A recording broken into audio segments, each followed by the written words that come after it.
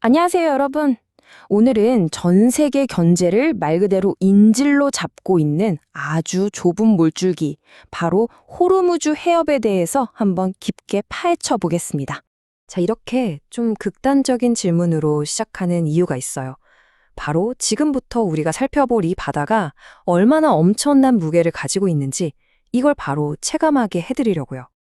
네, 이 무시무시한 질문에 대한 답은요, 딱 한 군데 아주 취약한 바닷길에 달려 있습니다. 바로 호르무즈 해협이죠. 호르무즈 해협, 이게 어디냐면요, 이란하고 아라비아 반도 딱 그 사이에 자리 잡고 있거든요. 바로 이 위치 때문에 중동의 그 많은 석유를 세계로 내보내는 사실상 유일한 관문 역할을 하는 거예요. 정말 지정학적으로 기가 막힌 위치죠. 그래서 사람들이 이걸 세계 경제의 대동맥이라고 부르는데 이게 그냥 하는 말이 아닙니다. 진짜로 이 대동맥이 딱 막히면 어떻게 되겠어요? 상상만 해도 끔찍한 결과가 올 수밖에 없는 거죠. 자, 그럼 도대체 얼마나 많은 석유가 이 좁은 곳을 지나가길래 이렇게까지 이야기하는 걸까요? 구체적인 숫자를 한번 보시죠. 보통 하루에 자그마치 1,700만 배럴의 원유가 이 해협을 통과합니다. 와, 이게 어느 정도인지 감이 잘 안 오시죠? 정말 상상을 초월하는 양이에요. 근데 더 놀라운 건 뭐냐면요. 이 1700만 배럴이라는 양이 전 세계 바다로 운송되는 모든 석유의 35%, 그러니까 3분의 1이 넘는다는 거예요. 아니, 이 좁은 해협 하나가 말이죠. 그리고 이 어마어마한 석유는 거의 다 어디로 가느냐? 85%가 아시아로 갑니다. 에너지가 정말 많이 필요한 나라들이죠. 그 중에서도 중국, 일본, 그리고 바로 우리나라, 대한민국이 제일 큰 손님들입니다. 우리가 쓰는 석유의 상당 부분이 바로 여길 거쳐서 온다고 생각하시면 돼요. 아니, 이렇게 중요한 곳인데 왜 이렇게 맨날 위험하다고 하는 걸까요? 왜 이렇게 취약할 수밖에 없는 걸까요? 그 답은 지도에 있습니다. 바로 지리적인 조건 때문이죠. 지도를 그냥 쓱 보면 해협이 꽤 넓어 보여요. 97km나 되니까요. 근데 이건 함정입니다. 실제로 수십만 톤짜리 거대한 유조선이 안전하게 지나갈 수 있는 깊은 바닷길은요, 들어오는 길, 나가는 길 각각 폭이 3km밖에 안 돼요. 정말 좁은 길을 아슬아슬하게 지나가는 거죠. 근데 여기서 진짜 핵심이 뭐냐면요, 남쪽에 있는 오만 쪽 해안은 암초가 많아서 위험하거든요. 그래서 이 거대한 배들이 어쩔 수 없이 안전을 위해서 북쪽에 있는 이란의 영해 쪽으로 붙어서 지나가야만 한다는 사실입니다. 바로 이 지리적인 조건이 이란에게는 엄청난 전력적인 무기, 말 그대로 협상 카드가 된 셈이고요. 이것 때문에 과거부터 끊임없이 갈등이 있어 왔습니다.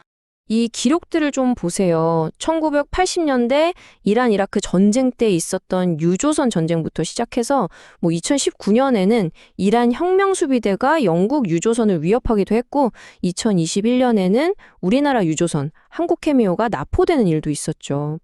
지금도 이란은 계속해서 이 해협을 막아버릴 수 있다고 경고하면서 이걸 카드로 쓰고 있는 겁니다.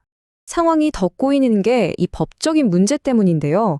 국제법상으로는 무해통항권이라고 해서 다른 나라 배들이 그냥 평화롭게 지나갈 권리가 있어요.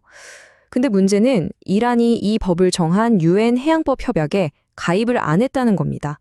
그러면서 여긴 우리 바다고 우리 맘대로 통제할 거야 라고 주장하는 거죠. 이 두 주장이 팽팽하게 맞서니까 마찰이 계속 생길 수밖에 없는 구조예요. 자, 그럼 정말 만약에 이런 위협이 현실이 돼서 수도꼭지가 잠겨버리면 어떤 일이 벌어질까요? 그리고 혹시 다른 방법은 없을까요? 만약에 해협이 진짜로 막혔다? 그럼 경제에 미치는 충격은 즉각적이고 엄청날 겁니다. 예를 들어 위기가 고조됐을 때를 보면요, 유가가 순식간에 폭등하고 해상보험료가 치솟거나 아예 보험 가입을 안 받아주게 되면 사실상 배가 다닐 수 없게 되는 거죠. 물리적인 공격이 없어도 그냥 마비가 되는 겁니다. 진짜 문제는 이거예요. 호르무즈 해협을 피해서 갈 만한 뾰족한 플랜 B가 사실상 없다는 겁니다. 송유관으로는 그 많은 양을 다 보낼 수도 없고, 운하를 새로 파는 건 그냥 영화에나 나올 법한 이야기고요. 왜 안 되는지 좀 더 구체적으로 볼까요? 첫째, 송유관. 기존에 있는 송유관 다 합쳐봐야 이 해협으로 하루에 지나가는 양의 20%도 감장을 못해요. 턱없이 부족하죠. 둘째, 운하. 운하를 새로 빠자. 비용이 8천억 달러. 우리 돈으로 100조 원이 넘게 들고요. 심지어 예멘 같은 전쟁 지역이나 험준한 산맥을 뚫어야 해요. 사실상 불가능한 얘기죠. 결국 이 모든 상황을 종합해보면 전 세계가 아주 깨지기 쉬운 힘의 균형에 기대서 정말 아슬아슬한 줄타기를 하고 있는 셈입니다. 바로 이 지점에서 현재의 골치 아픈 문제가 시작되는 겁니다. 2026년에 위기가 터졌을 때 미국이 그랬거든요. 이 길로 석유 받아가서 이익 보는 나라들이 안보 비용도 같이 부담해야 하는 거 아니냐고요. 이게 바로 무임승차 문제라는 건데요. 미국 입장에서는 우리가 해군 보내서 지켜주는데 정작 석유 제일 많이 사가는 중국이나 일본, 한국 같은 나라들은 돈도 안 내고 혜택만 본다 이렇게 생각하는 거죠. 반면에 동맹국들은 이란하고 직접 군사적으로 부딪히는 건 부담스럽고요.